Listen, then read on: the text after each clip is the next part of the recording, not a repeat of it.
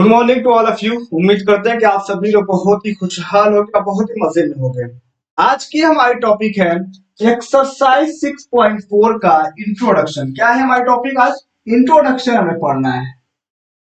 Introduction जो है 6.4 का, ठीक है। तो एक 6.4 के इंट्रोडक्शन में क्या है, बहुत ही छोटी सी जो है आपकी एक थ्योरम खाली पढ़नी है, बहुत छोटी सी है।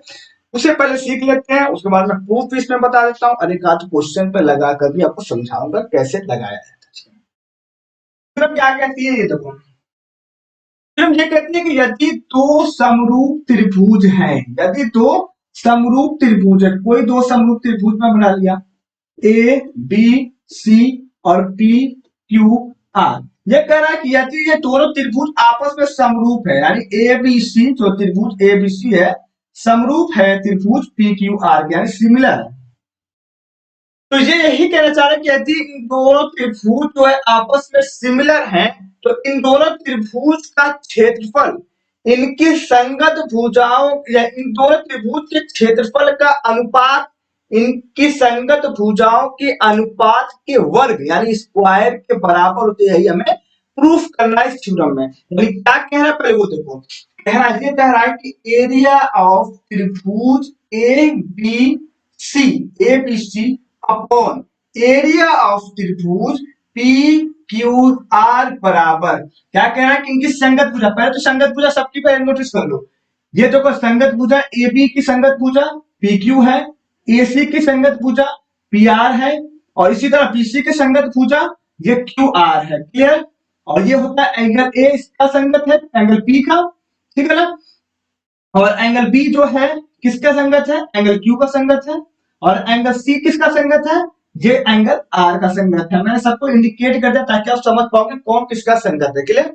अब क्या कर रहा है कि ये थ्योरम में कहता है कि यदि दो त्रिभुज समरूप हैं तो इन दोनों त्रिभुज का क्षेत्रफल का अनुपात, इन दोनों त्रिभुज के क्षेत्रफल का अनुपात इनकी संगत भुजाओं के अनुपात के स्क्वायर के बराबर होता है। संगत भुजा यानी A B upon P Q का स्क्वायर इसके बराबर होता है, या A C upon P R के स्क्वायर के बराबर, या B C upon Q R के स्क्वायर के बराबर। क्लियर है? यही हमारी थ्योरम बताती है और कुछ नहीं। अब थ्योरम को पहले मैं अप्लाई करने का तरीका बताऊंगा, उसके बाद आपको प्रूफ दूंगा ताकि आप अप्लाई करना पहले जान जाओ, उसके प्रूफ तो आपको मैं दे देता हूं इसी वीडियो में। बहुत छोटी सी वीडियो आपको बनेगी। क्लियर? पहले प्लीज तो pause the video and note it down. चलिए अब एक क्वेश्चन देख लेते हैं, उसको पुट करने का तरीका देख लेते हैं। क्या कह रहा है क्वेश्चन? कह रहा है कि मान लीजिए त्रिभुज एबीसी और पी क्यू आर। चलो एबीसी और पी क्यू आर एक रफली में बना लेता हूं, ए बी सी और क्या है पी क्यू आर। ठीक है? यदि एबीसी और पी क्यू आर, ठीक है ना, पी क्यू आर ये क्यू आर का वैल्यू जो है, ठीक है। यदि एबीसी और पी क्यू आर जो है दिया हुआ है और इनके क्षेत्रफल दिए हुए हैं, इसका जो क्षेत्रफल दिया हुआ है ये पहले देखो क्या कहते हैं, समरूप है। ये बात पॉइंट देखो ना, समरूप है यानी ये दोनों के आपस में समरूप है। और इनके क्षेत्रफल दे रखे हैं। एरिया ऑफ देखो क्या दे रखा है, पहले लिख लो। एरिया ऑफ त्रिभुज एबीसी बराबर दे रखा है 64 सेंटीमीटर, और दे रखा है एरिया ऑफ त्रिभुज पी क्यू आर बराबर दे रखा है 121 सेंटीमीटर स्क्वायर, और दे रखा है क्यू आर की वैल्यू दे रखा है कितना, 15.4 सेंटीमीटर। देखो ये क्वेश्चन नंबर 1 भी आपका है, इसी को मैं समझा दे रहा हूं। अब बीसी ज्ञात कीजिए, पूछ के आराम से बीसी बराबर क्वेश्चन मार्क। थोड़ा सा मैंने क्वेश्चन को वो किया, पीक्यूआर लिख दिया, बाकी सब कुछ क्वेश्चन में वैसे ही है। ठीक है? अब देखो ए बी संगत किसके हैं? पी क्यू के। बीसी संगत किसके है? क्यू आर के। और एसी संगत किसके है? पी आर के। क्लियर है? और हम लोग जानते हैं कि यदि दो त्रिभुज समरूप है तो इन दोनों त्रिभुज के क्षेत्रफल का अनुपात उनकी संगत भुजाओं के अनुपात के बराबर होता है। तो देखो एरिया ऑफ त्रिभुज ए बी सी बराबर क्या होगा, अपॉन क्या होगा, एरिया ऑफ त्रिभुज P Q R is equal to क्या होगा, संगत भुजाओं का अनुपात A B upon P Q, A B upon P Q का स्क्वायर बराबर क्या होगा, AC upon Q, AC upon P R का स्क्वायर बराबर क्या होगा आपका बीसी अपॉन क्यू आर का स्क्वायर। अब देखो यानी इतना एरिया ऑफ त्रिभुज एबीसी अपॉन एरिया ऑफ त्रिभुज पीक्यूआर बराबर ये रख सकता हूं या मैं ये रख सकता हूं या ये रख सकता हूं। देखो मुझे जरूरत किसकी है मैं उसी को रखूंगा।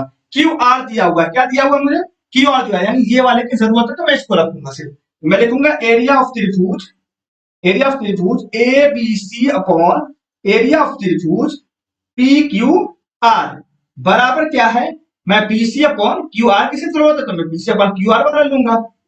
ओके तो इक्वल क्या हो जाएगा, देखो एरिया ऑफ त्रिभुज एबीसी की वैल्यू कितनी है 64 दे रखा है, 64 हो गया अपॉन एरिया ऑफ त्रिभुज पीक्यूआर की वैल्यू कितनी है 121 दे रखा है तो 121 रख दिया, और बीसी की वैल्यू पता करनी है तो बीसी की वैल्यू बीसी का स्क्वायर ही रहने दो, और क्यूआर की वैल्यू 15.4 दिया है रखा है, यानी मैं इसको पूरा इसमें कर लेता हूँ क्या दे रखा है 15.4, ठीक है 15.4 का स्क्वायर हो गया। अब देखो क्या करेंगे क्रॉस मल्टीप्लाई करके मैं बीसी की वैल्यू निकालने की कोशिश करूंगा। देखो किसी से कर रहा है क्या ये काटते रहना, मैं क्रॉस मल्टीप्लाई कर लेता हूँ, ठीक है क्रॉस मल्टीप्लाई करके देखते हो क्या फायदा होता है।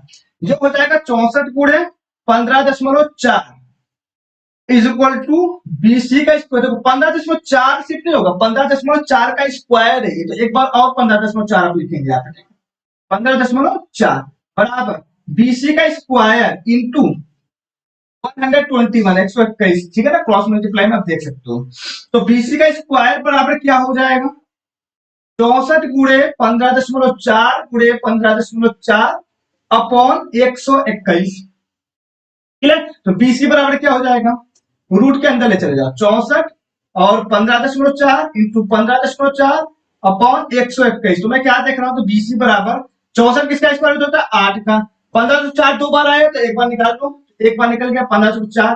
अब देखो 121 किसका स्क्वायर रूट होता है, किसी को होता है क्या हमें 100 11 11 में 121 11 11 में 121 होता है, ठीक है तो 11 के स्क्वायर तो 11 बाहर निकाल दिया मैंने। अब देखो किसी से कट रहा है हाई स्कूल काट में 11 कम 11 4 11 44 यानी 1.4 यानी 8 गुणे 1.4 आ गया, तो बीसी बराबर क्या हुआ 8 चौक को 32 2 8 3 8 को 8 9 10 11 11.2 सेंटीमीटर इसकी वैल्यू हो गई। मैंने आपको पूरा खोल के क्लियर समझाया कैसे लगाना है कैसे करना है इसको पुट कैसे करना है सब कुछ जान गया आप, ठीक है ना। अब मैं आपको बताऊंगा कि ये जो फार्मूला आया है ये जो फार्मूला आया है कहां से आया है इसको प्रूव करके आपको दिखाता हूं। ओके पहले please pause the video and note it down. अब हम लोग चलते हैं प्रमेय 6.6 को प्रूव करना है। क्या था इसमें कि दो समरूप त्रिभुजों का क्षेत्रफल दो समरूप त्रिभुजों के क्षेत्रफल का अनुपात उनकी संगत भुजाओं के अनुपात के वर्ग के बराबर है, यही तो हमारा था। तो अब हम लोग चलते हैं क्वेश्चन की तरफ के दो समरूप त्रिभुजों के क्षेत्रफल का अनुपात। तो पहले मैं बना लेता हूं ट्रायंगल, दो समरूप त्रिभुज बना लेता हूं, इसका नाम दे देता हूं ए पी सी और इसका नाम दे देता हूं मैं पी क्यू आर। क्या दे देता हूं पी क्यू आर, क्लियर है भाई।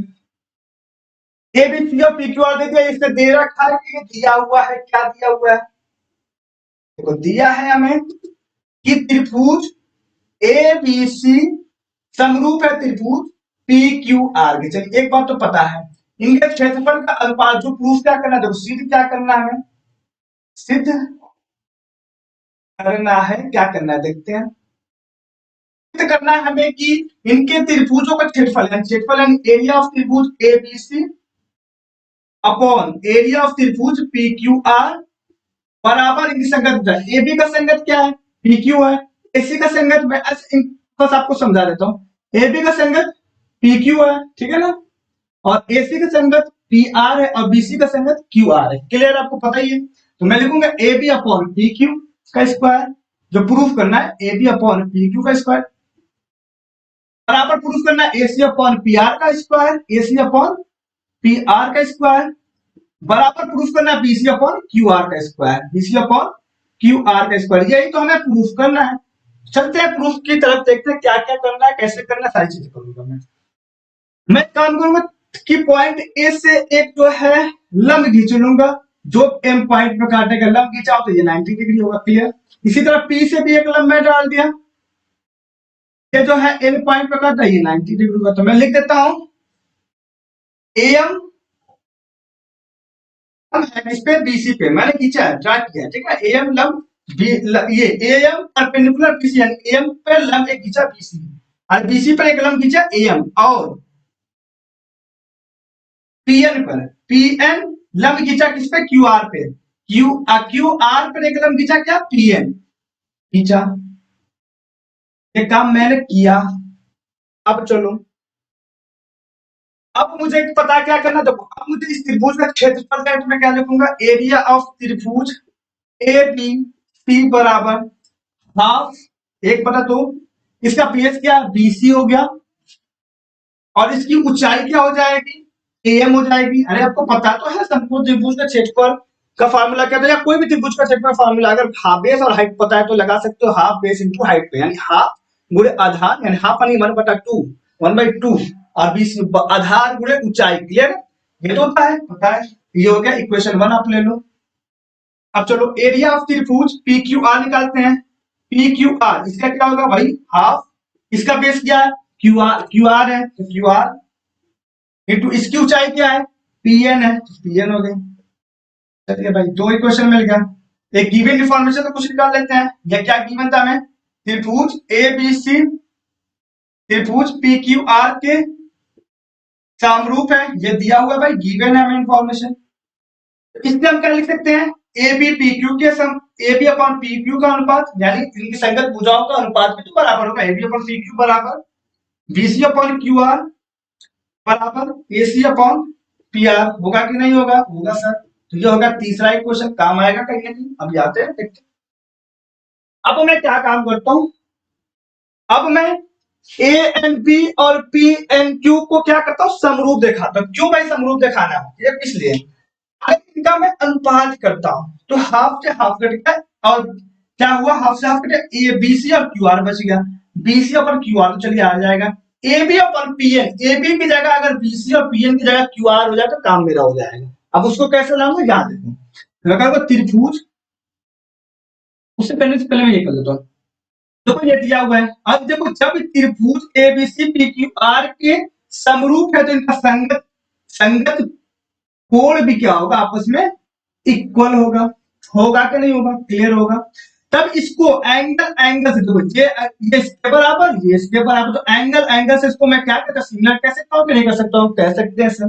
तो मैं लिख देता हूँ, डायरेक्ट लिख देता हूँ, तो अच्छा लिख देता हूँ थोड़ा, एंगल ए बी एम बराबर एंगल पी क्यू एन, कहां से है भाई, समरूप था ना एबीसी, त्रिभुज एबीसी समरूप था त्रिभुज पी क्यू आर के, यहां से ये चीजें आई है, क्लियर है।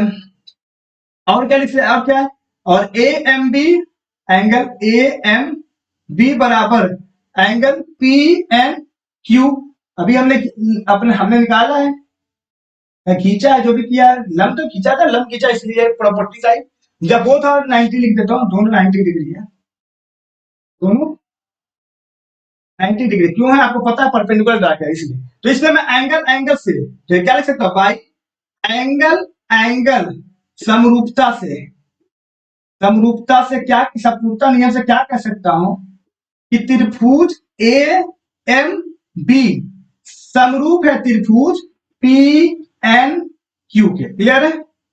इससे क्या इंफॉर्मेशन आप निकाल सकते हो, ये निकाल सकते हो कि A M upon P N बराबर होगा M B upon N Q के, ये बराबर होगा A B upon P Q के, यानी इनकी संगत भुजाओं का अनुपात भी आपस में बराबर, तो ये तो पता चल गया। ये आप लिख लो चौथा इक्वेशन। अब चलो, अब चलो कुछ काम मिलेगा आपको। हमको चाहिए क्या था भाई, कि ए बी और पी एन की जगह कुछ और आ जाए, ए बी और पी एन की जगह, ए बी और पी एन की जगह देखो कुछ है क्या, देखो देखो सही करो ना, ए एम बी और पी एन क्यू, सही है, A M P N, M B N Q, A B P Q, सही है। और मुझे चाहिए ए बी और पी एन, पी एन कहां से है भाई, ये वाला देखते हैं, कोई गलती कर रहे हैं क्या, ये ऊंचाई तो सही है भाई, क्यू आर तो ये भी सही है, और इसका बीसी है, बीसी और इसकी ऊंचाई, अरे यार इसकी ऊंचाई, इसकी ऊंचाई क्या लिख दिया मैंने, बीसी और ऊंचाई क्या एम है ना, एम है, सॉरी यही गलती हो रही है, ठीक है, एम पता चल गया। तो अब देखो एम और पीएन, ये वाला लिखना है, एम अपॉन पीएन किसके बराबर है, यहां देख रहे हो कि A B upon P Q के भी बराबर है, M upon P N M B upon N Q के भी बराबर है, M upon P N A B upon P Q के भी बराबर है, और A B upon P Q बराबर A B upon P Q. देखो इसके बारे में मैं बता रहा हूँ, A B upon P Q बराबर और क्या होता है, बीसी अपॉन क्यू आर भी होता है कि नहीं। इससे अब इंफॉर्मेशन मिल रही है कि नहीं मिल रही है सर। तो मैं A M upon P N की जगह जब A B upon P Q लिख सकता हूं, तो मैं A B upon P Q की जगह A M upon P M नहीं लिख सकता। ए बी अपॉन, देखो यहां से इंफॉर्मेशन क्या तुम्हें गिवन मिली, यहाँ पर दिखा देता हूँ। मैं लिख सकता हूँ A B upon P Q बराबर B C upon Q R. ये गिवन इंफॉर्मेशन आपको मिली, इसको मान लो चौथी, इसको मैं 5 में मान लेता हूँ। क्लियर। अब देखो यहां से तुमको क्या इंफॉर्मेशन मिल रही है, ये मिल रही है कि A M upon P N बराबर A B upon P Q. मिल रहा है या नहीं मिल रहा। ये तुमने ले लिया छठी क्वेश्चन। अब देखो चौथा इक्वेशन और छठा इक्वेशन का कुछ पता चल रहा है sir, A B upon P Q बराबर हम A M upon P N रख सकते हैं, यहाँ पे तो रख देता हूँ मैं, क्या दिक्कत है। तो ये मैं इक्वेशन, ये समीकरण, ये कौन सा लिया हूं, चौथा 4 एंड 6 से देखो क्या पता चलेगा मेरा। तो मैं क्या लिख सकता हूं, A M upon P N बराबर बीसी अपॉन क्यू आर लिख सकता हूं, बीसी अपॉन क्यू आर लिख सकता हूं, ऑफकोर्स लिख सकता हूं, ऑफकोर्स। तो ये क्या आ जाएगा 7, इक्वेशन नंबर 7। अब इक्वेशन नंबर 7 को मैं अब काम क्या करने जा रहा हूं, देखो ये देखो जगह जगह जगह जगह कहीं है, चलिए देखते हैं यहीं पे घुसाने की। उसको दिख रहा होगा, अगर दिख नहीं रहा तो बताना। तो देखो अगर मैं ये कर लूं इक्वेशन 1 और 2 का अनुपात, इक्वेशन 1 और 2 का अनुपात करता हूं, मैं क्या लिखता हूं, समीकरण 1 को समीकरण 2 से भाग देने पर,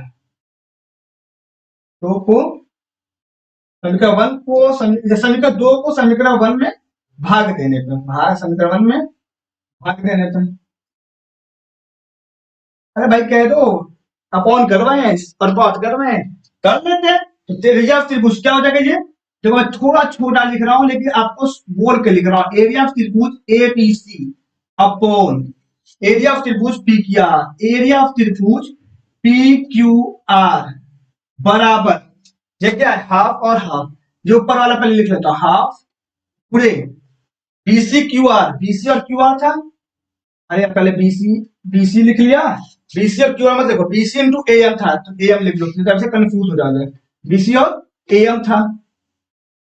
देखो भाई दिख नहीं रहा होगा, मैं ऑफकोर्स जानता हूँ बहुत छोटा लिख रहा हूँ मैं, बहुत ज्यादा छोटा, तो दिख नहीं रहा होगा ऑफकोर्स मैं जानता हूँ, लेकिन कई जगह ये जगह, चलो ये जगह मुझे यहाँ पे मिल रही है, मैं इधर कुछ लिख देता हूँ, है ना। ये वाली बात यहां से यहां लिखना, इसके बाद में ये वाली बात यहाँ पे लिख देता हूँ थोड़ा, ये वाली जो बात मैं थोड़ा सा यहाँ पे लिखता हूँ। चलो तो ये क्या है, इसका भाग देता हूँ, तो ये हो जाएगा एरिया ऑफ त्रिभुज A B C upon area of त्रिभुज पी क्यू आर बराबर क्या होगा। देखो यहीं पे मैं कैलकुलेटर खल्लास करता हूँ, हाफ से हाफ कट जाएगा कि नहीं कट जाएगा सर। अब देखो ए ये और कुछ कटेगा नहीं कटेगा, तो बचा क्या, तो यहाँ पे बचा क्या, B C into A M. यार भाई इससे अच्छा मैं हाफ को भी नहीं ना लिख दूं, नहीं तो फिर कंफ्यूज हो गए सर जी क्या, वहां इससे अच्छा वही लिख देता है, half Q R into P N.